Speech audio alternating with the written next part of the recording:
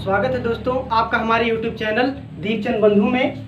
और आपके बीच में आज बड़ा ही पुनीत दिन है। आज इस दिन पे मैं अपनी इस वीडियो में आपका बहुत बहुत स्वागत करता हूं। आज बहुत ही पुनीत दिन है।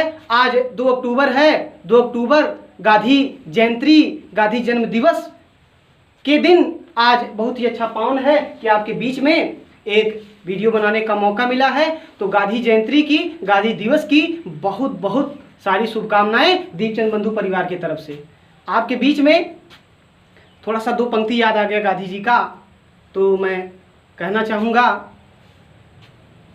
कि दे दी हमें आज़ादी बिना खड्ग बिना ढाल, दे दी हमें आज़ादी बिना खड्ग बिना ढाल, साबरमती के संत तूने कर दिया कमाल, आंधी में भी जलती रहे गांधी तेरी मसाल, साबरमती के संत तूने कर दिया कमाल। आइए देखते हैं। तो वीडियो को बड़ा ही मनोरंजक वीडियो होने वाला है। आपके बीच में आज अलंकार लेकर के प्रस्तुत हुए हैं। बहुत ही मजेदार वीडियो होने वाला है। आइए देखते हैं गाइस। तो हमारे YouTube चैनल का नाम है दीपचंद बंधु। अगर आप सबको मेरा वीडियो पसंद आ रहा है तो कृपया सब्सक्राइब, लाइक और ज़्यादा से ज़्यादा शेयर करें दोस्तों। आइए देखते हैं। आपके बीच में आज अलंकार लेकर के प्रस्तुत हुए हैं दोस्तों। अलंकार को मैं बहुत विस्तार से आपके बीच में समझाना चाहूँगा। और ये आपके बीच में जो आज अलंकार वीडियो बनने जा रहा है, ये अलंकार वीडियो हर एक प्रतियोगी परीक्षाओं के लिए और प्लस हर एक पाठ्यक्रम के लिए है। कक्षा 9 से लेकर के 12th तक के सारे स्टूडेंट वर्ग के लिए है। और सभी प्रतियोगी परीक्षाओं के लिए, जैसे यूपीपी, रेलवे, ग्रुप डी, जितने भी सारे हिंदी के सिलेबस पूछे जाएंगे उसमें सारे के लिए वीडियो बहुत ही सार्थक सिद्ध होने वाला है दोस्तों। तो आइए देखते हैं। सबसे पहले मैं शुरुआत करने चल रहा हूं, ध्यान दीजिएगा। आज का जो मेरा शीर्षक है उस शीर्षक का नाम है अलंकार। क्या नाम है? अलंकार। आज का जो मेरा शीर्षक है उसका नाम है अलंकार। तो ध्यान दीजिएगा, अलंकार जो है ये 2 शब्दों से मिलकर बना है। अलंकार जो है ये 2 शब्दों से मिलकर बना है। एक है अलम और एक है कार। एक है आपका अलम और एक है कार। तो अलम मतलब होता है, आप जानते हैं, देखो यहाँ ये बहुत गूढ़ रहस्य है। अलम है, माँ के बाद यहाँ हलंत लगा है। कहने का तात्पर्य जिस भी वर्ण के नीचे हलंत लग जाता है उसमें आ का उच्चारण नहीं रहता है। जितने सारे वर्णमाला में जितने सारे वर्ण होते हैं, कोई ऐसा वर्ण नहीं है का से लेकर ज्ञा तक जिसमें आ का मेल ना हो। और जिसमें मेल नहीं होता है उस शब्द के नीचे ऐसे हलंत लग जाता है। जैसे आपका स्वागतम है, शिवम है, ऐसे कई प्रकार के शब्द हैं। तो हो गया आपका अलम और हो गया कार। अलम का अर्थ होता है अलंकृत और कार का मतलब होता है करने वाला। अर्थात हो जाएगा आपका अलंकृत करने वाला। जो अलंकृत करे वही अलंकार है। परिभाषा, साहित्यिक परिभाषा, काव्य का वह रूप, काव्य का वह रूप जो उसकी सुंदरता को बढ़ाए। काव्य का वह रूप, काव्य का वह रूप जो उसकी सुंदरता को बढ़ाए उसे अलंकार कहते हैं। कहने का मतलब किसी भी काव्य में जो तत्व होते हैं, जो शब्द होते हैं, वही उस काव्य की सुंदरता को बढ़ाएं, वही अलंकार होता है। दूसरे शब्दों में काव्य की शोभा बढ़ाने वाले शब्दों को, किसी भी काव्य की जो शोभा होती है, क्योंकि काव्य में अगर अलंकार ना हो तो वो आभूषण हीन माना जाता है। इसीलिए किसी भी काव्य में अलंकार का होना अनिवार्यता है। तो काव्य की शोभा बढ़ाने वाले शब्द जो होते हैं उसे कहते हैं अलंकार। हिंदी साहित्य में अलंकार को आभूषण माना गया है, काव्य का आभूषण माना गया है। आज देखते हैं, शायद आई होप आपको समझ में आ गया होगा। तो अलंकार 2 शब्दों से मिलकर बना है, एक अलम एक कार, जिसका अर्थ होता है अलंकृत करने वाला। काव्य का वह रूप जो उसकी सुंदरता को बढ़ाए उसे अलंकार कहते हैं। काव्य की शोभा बढ़ाने वाले शब्दों को अलंकार कहते हैं। काव्य की शोभा बढ़ाने वाले तत्वों को अलंकार कहते हैं। आइए देखते हैं। अब आ गया आपका अलंकार के भेद। जो अलंकार के भेद होते हैं वो कितने प्रकार के होते हैं? अलंकार जो होते हैं वो इसके मुख्य रूप से दो भेद होते हैं, एक होता है शब्दालंकार और एक होता है अर्थालंकार। और यहाँ एक देखो, एक कॉम्पिटिटिव एग्जाम के लिए पूछेगा, एक होता है उभयालंकार, शब्दालंकार और अर्थालंकार, और एक होता है उभयालंकार। मुख्य रूप से दो ही अलंकार होते हैं, एक शब्दालंकार एक अर्थालंकार। लेकिन कॉम्पिटिटिव में वो पूछ सकता है, प्रतियोगी परीक्षा में आपके पूछ सकता है कि उभयालंकार किसके अनुसार माना जाता है, मतलब उभयालंकार का दर्जा किसने दिया, तो आचार्य भोज के अनुसार उभयालंकार को तीसरा भेद माना जाता है। वीडियो को आगे बढ़ाते हुए अब आ गया आपका शब्दालंकार किसे कहते हैं। शब्दालंकार का मतलब आप समझिए, देखिए, यथा नाम तथा गुण। शब्दालंकार का मतलब होता है शब्दा माने शब्द अलंकार, अर्थात जिसमें शब्दगत चमत्कार होता है, जहां शब्दों के माध्यम से चमत्कार उत्पन्न होता है। काव्य में जहां शब्दों के माध्यम से चमत्कार उत्पन्न होता है उसे कहते हैं शब्दालंकार।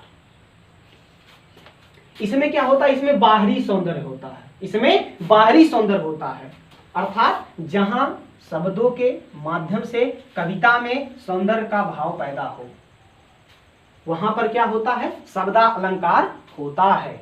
जहां पर शब्दों के माध्यम से कविता में सौंदर्य का भाव पैदा हो वहां होता है शब्दालंकार। कभी भी आप डिफिनेशन को यथा नाम तथा गुण के अनुसार याद कीजिए। देखिए यहाँ दिया है शब्दालंकार, तो शब्दा माने जहां काव्य में शब्दगत चमत्कार उत्पन्न हो वहां होता है शब्दालंकार। अगर मैं इसका डिफिनेशन आपको बताऊं तो जैसे हो गया, यहाँ आप यही बताना चाहेंगे, जैसे हो गया आपका शब्दालंकार का मतलब जैसे हो गया कनक कनक,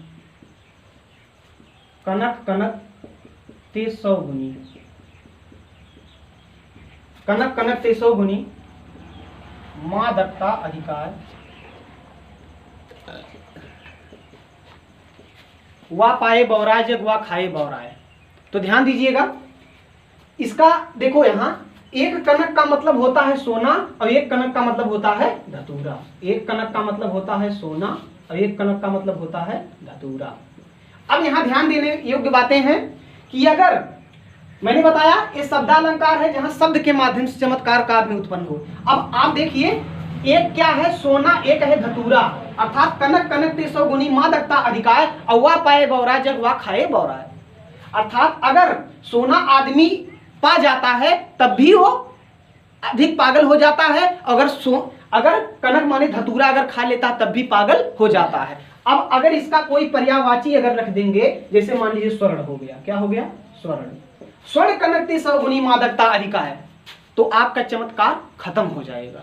इसीलिए ये होगा आपका शब्दालंकार।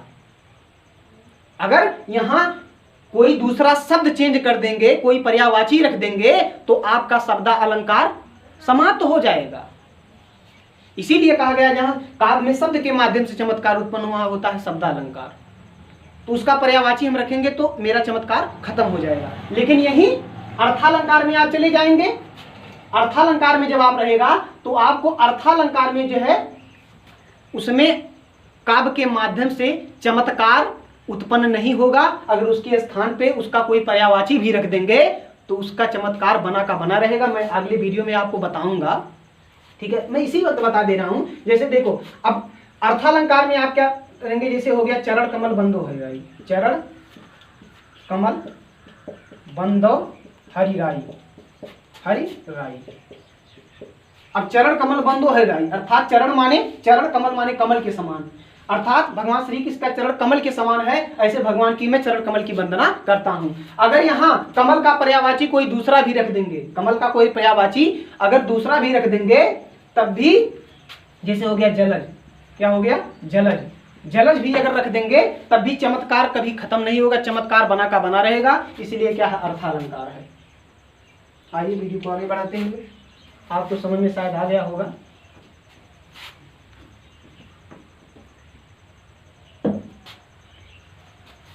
चलिए देखते हैं।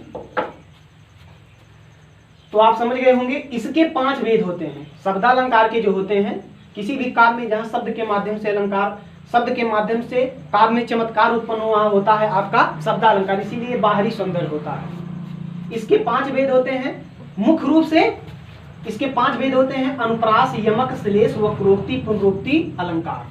मतलब अनुप्रास अलंकार, यमक अलंकार, श्लेष अलंकार, वक्रोक्ति अलंकार और पुनरोक्ति अलंकार। जो आपका बताया जाएगा इसके बारे में विस्तार से। आइए देखते हैं। अब अनुप्रास अलंकार के बारे में हम देखेंगे कि अनुप्रास अलंकार क्या है।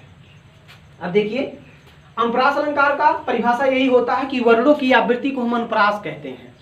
जहां एक वर्ण की आवृत्ति बार बार आए वहीं क्या होता है, अनुप्रास होता है। तो देखिए क्या है दिया है, एक वर्ण की आवृत्ति, एक वर्ण की आवृत्ति बार बार आए वहां क्या होता है, अनुप्रास अलंकार होता है। अब आइए देखते हैं कैसे दिया है। देखो, कूलन में, कलियन में और कछारन में, कुंजन में, क्यारिन में, कलिन में, कलीन में किलकत है।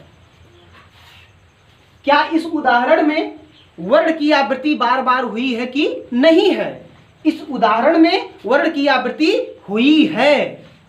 कैसे? देखो, कूलन में का आया है क्योंकि का एक वर्ण है, फिर कुलीन में का आया है क्योंकि यह एक वर्ण है, कछारन में का आया है क्योंकि यह एक वर्ण है, कुंजन में वर्ण आया है क्योंकि ये वर्ण है। उसी प्रकार क्यारिन में, कलिन में, कलीन में किलकत है। इस प्रकार से इस उदाहरण में का की वर्ण की आवृत्ति बार बार होने के कारण यह आपका अनुप्रास अलंकार है।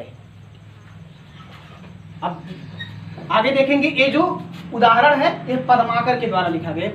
पद्माकर की रचित श्रुतलेख है, पद्माकर का लिखा गया ये आपका पद है। ठीक है, तो ध्यान दीजिएगा। अब आपका आ गया अनुप्रास अलंकार के भेद। अनुप्रास अलंकार के भेद कितने होते हैं इसको ध्यान दीजिएगा। अनुप्रास अलंकार के जो होते हैं वो 5 भेद होते हैं। अनुप्रास अलंकार के 5 भेद होते हैं। एक होता है छेकानुप्रास, एक होता है वृत्त्यानुप्रास, एक होता है लाटानुप्रास, एक होता है श्रुत्वानुप्रास, एक होता है अंत्यानुप्रास। छेकानुप्रास, वृत्त्यानुप्रास, लाटानुप्रास, श्रुत्यानुप्रास और अंत्यानुप्रास। अनुप्रास के कितने भेद होते हैं? 5 भेद होते हैं। एक छेकानुप्रास, एक वृत्त्यानुप्रास, एक लाटानुप्रास और एक श्रुत्यानुप्रास और एक अंत्यानुप्रास। वीडियो को आगे बढ़ाते हुए हम